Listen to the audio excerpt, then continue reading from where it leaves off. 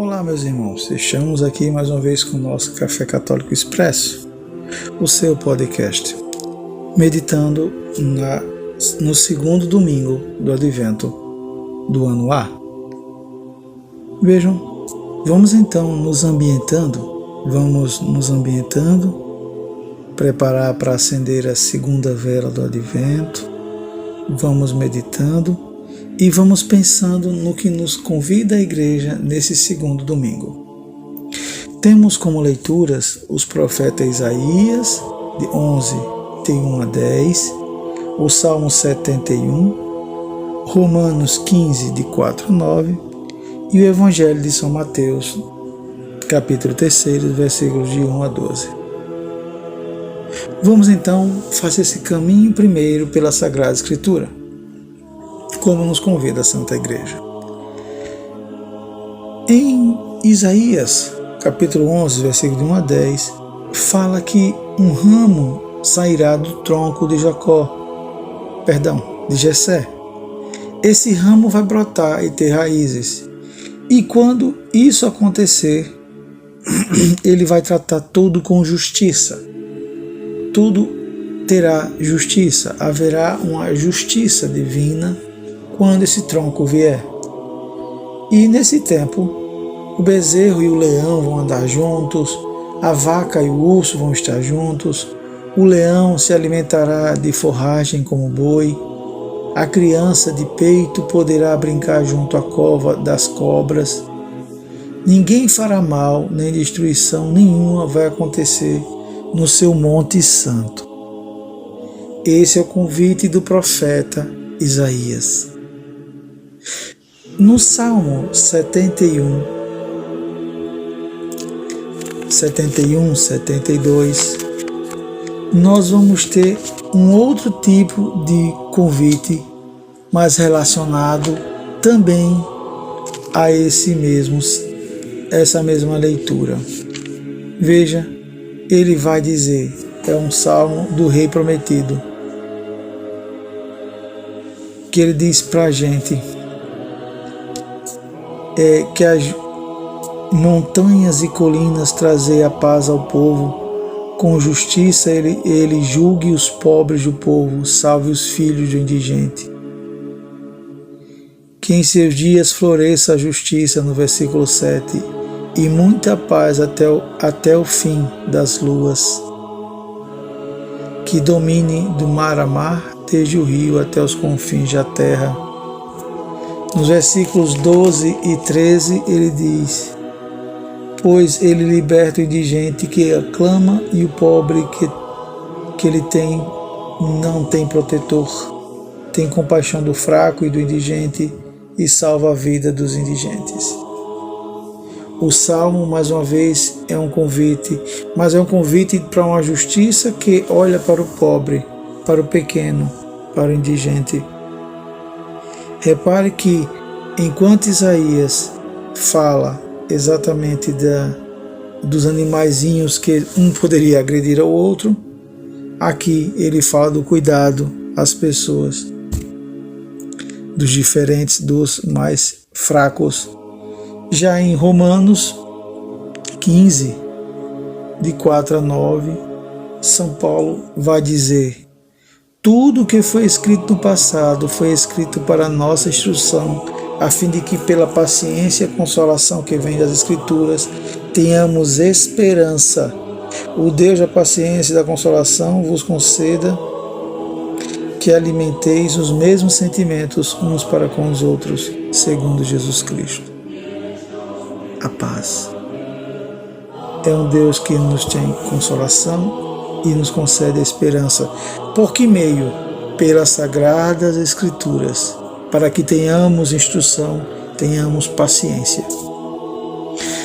E, por fim, o Evangelho de São Mateus 3, de 1 a 12. Agora, neste Evangelho, repare, nós temos o personagem chamado João Batista. João Batista, ele vai colocar diante de nós uma situação bem, digamos, ameaçadora. Naqueles dias apareceu João Batista, pregando no deserto da Judéia. E o que é que ele pregava? Arrependei-vos, porque o reino dos céus está próximo. Vejam, meus irmãos, João Batista faz um apelo para que nos convertamos, arrependam-se. E para aqueles que são religiosos e tudo, ele diz, raça de víboras, porque vão seguindo como se fossem se converter, mas não se convertem. Essa é uma advertência para nós que vamos à igreja, que vamos rezar, sempre bem atual, a palavra de João. Porque o machado já está posto à raiz das árvores, e toda árvore que não produzir bom fruto, não é produzir fruto qualquer, bom fruto, será cortado e lançado ao fogo. Eu vos batizo com água, mas virá aquele que batiza com fogo. Meus irmãos, mais uma vez o convite nesse advento é para a mudança de vida.